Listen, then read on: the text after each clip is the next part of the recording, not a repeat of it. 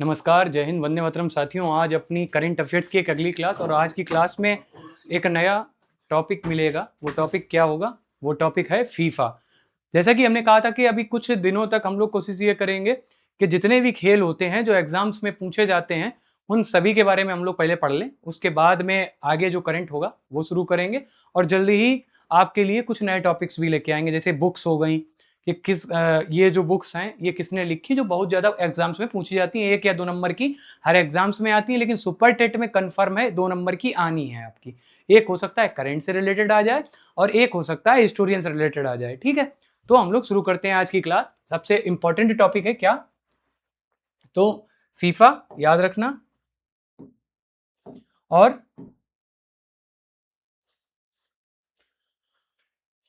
ये बात की जाती है कि ये कौन सा संस्करण था जो अभी ये संस्करण हुआ, तो याद रखना 23वां संस्करण था। आयोजक जो देखना, तो आयोजक कौन है? तो फीफा मतलब जो है इसका फुल फॉर्म भी देखना है हम लोगों को। इसका फुल फॉर्म भी देखना है, क्या है? Federation international D football association. क्या है? एक बार मेरे साथ बोलो आप लोग भी वहां से बैठ के। Federation international D football association, ये क्या है? फीफा का फुल फॉर्म है। इसके बाद में आयोजन अवधि की बात की जाए, कब इसका आयोजन हुआ, तो अभी हुआ था 11 जून से लेके 19 जुलाई को। 19 जुलाई को क्या था? तो फाइनल मैच था। किसके किसके बीच में था ये अभी हम लोग आगे देखते हैं, और कौन जीता वो भी। तो मेजबान देश कौन है? तो मेजबान देश याद रखना, पहली बार जो था वो यूएसए हुआ था। नहीं सॉरी, पहली बार फुटबॉल का जो आयोजन हुआ था वो उरुग्वे में हुआ था और पहली बार जीता भी उरुग्वे था। ठीक है, दक्षिण अमेरिका का एक राष्ट्र है। इस बार जो आयोजन हुआ वो 3 जगह में हुआ। खास कर याद रखना, उत्तरी अमेरिका जो महाद्वीप है, इसके जो सबसे बड़े 3 देश हैं वहां पे इसका आयोजन हुआ। कनाडा, यूएसए और मैक्सिको में इसका आयोजन हुआ था। ठीक है, यह पहला विश्व कप है जिसकी मेजबानी 3 देशों ने मिलकर की। एक और पॉइंट नया, फाइनल स्थान कहां था? जहां पर फाइनल इसका हुआ था वो कहां पे हुआ था? तो याद रखना, एस्टाडियो एजेटका में। कहां पे हुआ था? एस्टाडियो एजेटका एक स्टेडियम है, यहां पर हुआ था। विशेष तथ्य, एस्टाडियो एजेटका 3 बार फीफा कप का आयोजन कर चुका है। इससे पहले 1970 में, 1986 में और 2026 में। तो इन मैचों में इसने मेजबानी की है। चलो भाई आगे बढ़ा जाए। आगे बढ़ते हैं।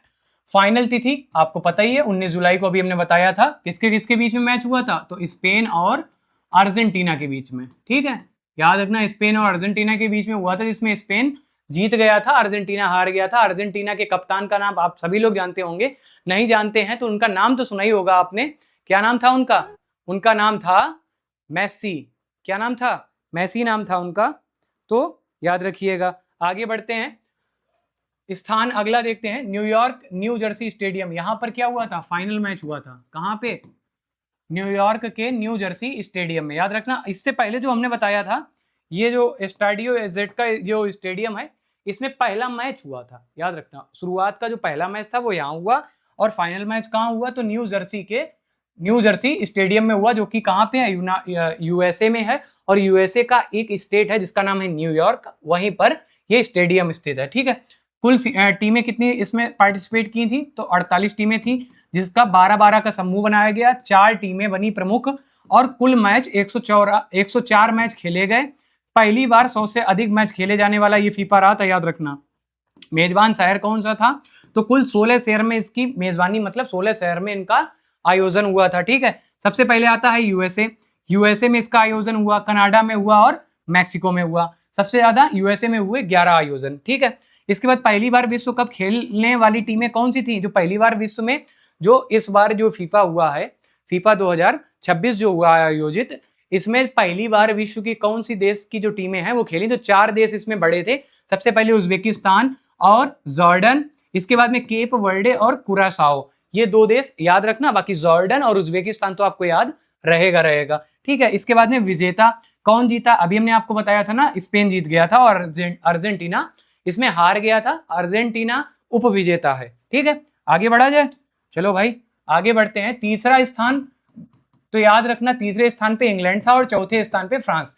पहले पे कौन था? स्पेन, ये विनर रहा। अर्जेंटीना दूसरे स्थान पर रहा, उपविजेता। तीसरे स्थान पर इंग्लैंड रहा।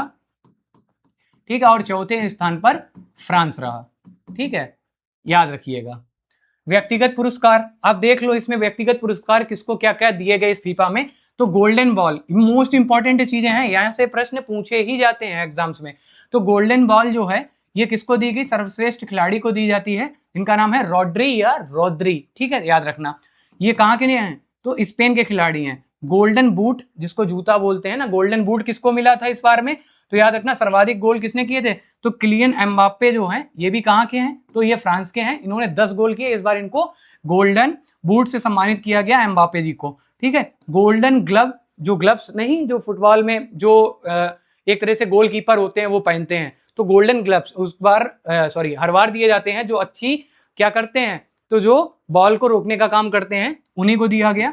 इस बार सबसे बेस्ट किसने किया था काम, तो उनाई सिमोन करके नाम है, और ये कहाँ के हैं, स्पेन के ही हैं।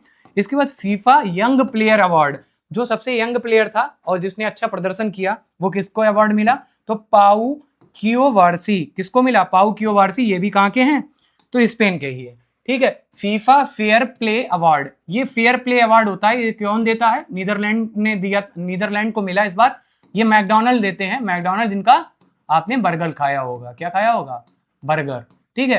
तो मैकडोनल्ड के द्वारा इसको दिया जाता है फीफा फेयर प्ले अवार्ड, और ये किसको दिया गया, तो नीदरलैंड को दिया गया। अच्छा, नीदरलैंड की राजधानी क्या है, जल्दी से बताओ, नीदरलैंड की राजधानी क्या है, जल्दी बताओ, नहीं याद है, कोई बात नहीं, हम बता दे रहे, एम्स्टर्डम, क्या है, एम्स्टर्डम, याद रखना, विश्व का सबसे व्यस्ततम बंदरगाह, बंदरगाह, बंदरगाह मतलब पोर्ट, कहाँ स्थित है, तो नीदरलैंड की राजधानी एम्स्टर्डम है, ठीक है।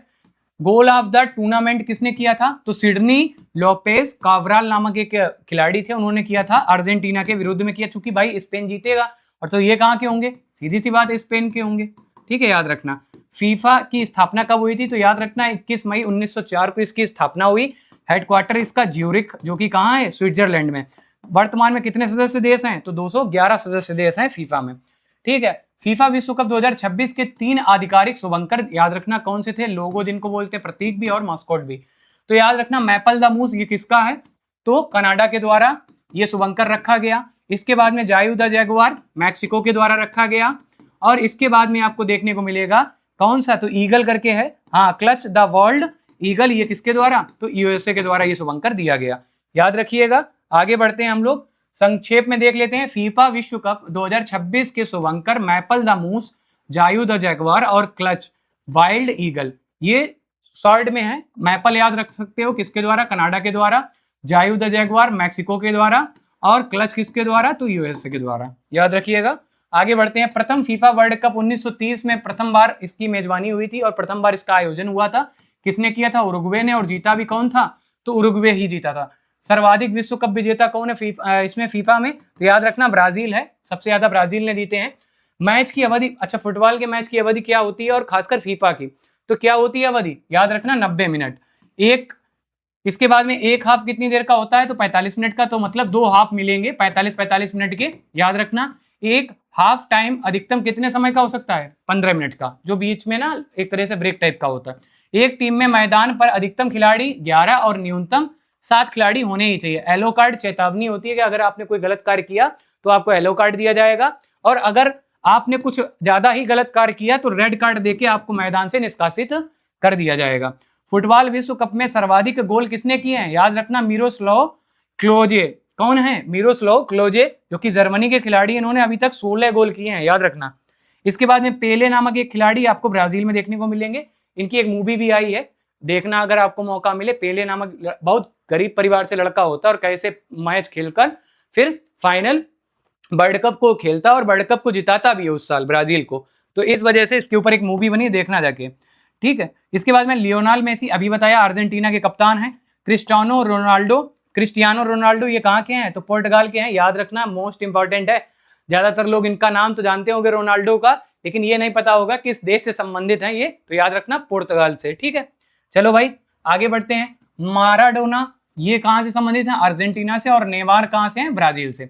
इसके बाद में रियल मैड्रिड फुटबॉल क्लब, कुछ क्लब हैं जहाँ पे ये गेम खेले जाते हैं, तो ये याद रखना मैड्रिड किसकी राजधानी है, तो स्पेन की। इसके बाद में बार्सिलोना, याद रखना बार्सिलोना कहाँ पे है, स्पेन में। बार्सिलोना के कपड़े भी आते हैं ना, बहुत जगह शोरूम देखा होगा, कहाँ का है, स्पेन का। अगर ये थोड़े बहुत नाम याद है शहरों के तो ये कर ले जाओगे क्वेश्चन कि मैड्रिड स्पेन की राजधानी, तो स्पेन में होगा। बार्सिलोना स्पेन की एक कपड़े की फैक्ट्री है, तो वहां का होगा, कंपनी है जो।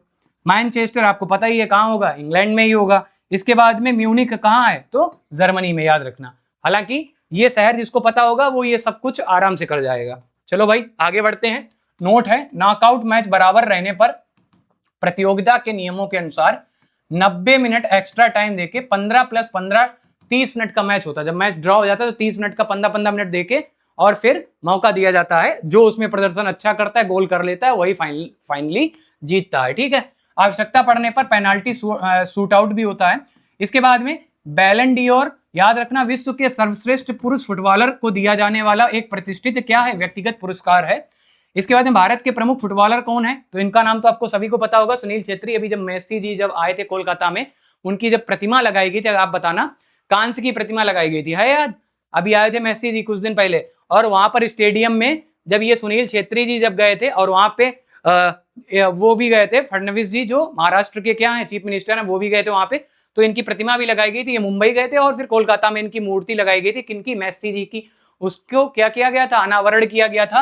वहां पर सुनील छेत्री भी जाते हैं और फिर वहां पर स्टेडियम में सुनील छेत्री को लेके नाम लिए जाते हैं, बहुत तेज तेज उनके नाम का शोर किया जाता है, जिस वजह से थोड़ा ऑकवर्ड सा फील करने लगे थे मेसी। ठीक है, तो सुनील छेत्री याद रखना, फुटबॉल से रिलेटेड है। और इसके बाद बाईचुंग भूटिया, और एक और नाम याद रखना, आई एम विजयन। ठीक है, तो ये कौन है, फुटबॉल से रिलेटेड है। इसके बाद में भारत के प्रमुख फुटबॉल क्लब कौन कौन से हैं, तो याद रखना, इंपॉर्टेंट है, मोहन बागान है, ईस्ट बंगाल में है। इसके बाद मोहम्मडन स्पोर्टिंग है और बेंगलुरु एफसी है। ठीक है, याद रखना। भारत की प्रमुख फुटबॉल ट्रॉफियां कौन कौन सी हैं, याद रखना, मोस्ट इंपॉर्टेंट है, पूछी जाती हैं। संतोष ट्रॉफी है, डूरंड कप है, सुब्रतो कप है। इसके बाद में आपको देखने को मिल जाएगा रॉवर्स। ठीक है, और एक सील्ड करके है, IFM करके सील्ड करके है, तो वो भी याद रखना। चलो भाई आगे बढ़ा जाए। फुटबॉल की प्रमुख शब्दावली, कुछ शब्दावली हैं जैसे कि आप लोगों ने हर एक गेम में पढ़ी होगी, जैसे कि सर्विस देना ना, अपनी छोटे छोटे गेम जो हम लोगों ने खेले हैं उसमें, कि सर्विस देना, जैसे क्रिकेट में बॉलिंग करना, ऐसे ही फुटबॉल में कुछ शब्दावलीज होती हैं, उनको देख लेते हैं क्या क्या है। पेनाल्टी किक, इसमें क्या होता है, पेनाल्टी क्षेत्र में निर्धारित नियम उल्लंघन पर दी जाने वाली किक। ठीक है, ये कहलाती है पेनाल्टी किक। फ्री किक क्या होती है, नियम उल्लंघन के बाद में विपक्षी टीम को ना बॉल दे दी जाती है कि अब तुम्हारे पास एक मौका है गोल करने के लिए, तो ये हो गए फ्री किक। इसके बाद में कॉर्नर किक, इसमें क्या होता है, रक्षक खिलाड़ी के अंतिम स्पर्श के बाद गेंद उसकी गोल लाइन से बाहर जाने पर आक्रमणकारी टीम को मिलने वाली किक। ठीक है, ऐसे याद रखना कि अगर कोई रक्षक है, पतला चला के फुटबॉल हम क्या कर रहे हैं, खेल रहे हैं, ठीक है, हमने गोल करने के लिए भागे और गेंद वो लाइन जो बनी होती है, मैप जो बना होता है फुटबॉल के ग्राउंड का, जो लाइन होती है व्हाइट कलर की, उससे बाहर गेंद हमसे चली गई, तो वो गेंद किसके पास जाएगी, जो जिसके यहाँ पर हम गोल करने जा रहे थे, तो वो रक्षक वाला क्या करता है, गोल के लिए ऐसे फुटबॉल उठाता है और अपने प्लेयर के पास में फेंक देता है। ठीक है, इसके बाद में देखते हैं थ्रो इन। थ्रो इन में क्या होता है, गेंद टच लाइन से बाहर जाने पर हाथों से गेंद को पुनः खेल में डालना। ठीक है, याद रखना, वही हाथों से अभी जो हमने बताया ऐसे उठा के फेंक देता है वो अपने प्लेयर के पास में, तो वो हो गई क्या, थ्रो इन। इसके बाद में है हेडर। हेडर का मतलब है उछल के गेंद सिर से मारना, ऐसे करके मार देते हैं। ठीक है, तो याद रखना। इसके बाद में एक है डेवलिंग। डेवलिंग में क्या होता है कि नियंत्रित करते हुए आगे बढ़ना, मतलब फुटबॉल को ऐसे करके ना नियंत्रित करते हुए जब हम लोग चलते हैं, हालांकि आपको मेरे पैर दिख नहीं रहे होंगे, लेकिन थोड़ा बहुत हमने खेला है फुटबॉल, तो जानकारी इन चीजों के बारे में है। बाकी ये जो शब्द हैं इनसे परिचित हो जाइए, क्योंकि ये आपके एग्जाम्स में पूछे गए हैं। ठीक है, चलो भाई आज की क्लास यहीं तक रहती है, क्योंकि फुटबॉल से रिलेटेड जितने भी फीफा से रिलेटेड इंपॉर्टेंट क्वेश्चंस थे वो सारे डिस्कस कर लिए। यहाँ से आपको 1 नंबर देखने को मिलेगा, जैसा कि अपना थंबनेल है 1 नंबर की क्लास, तो ये है।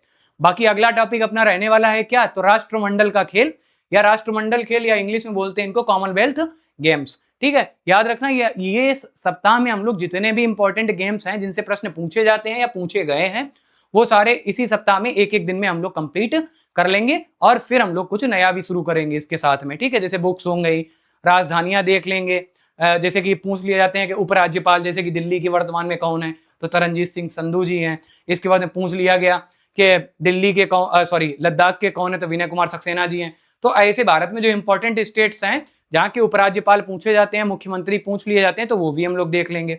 और भी अगर आपका कोई क्वेश्चन हो तो आप कमेंट बॉक्स में बताइएगा।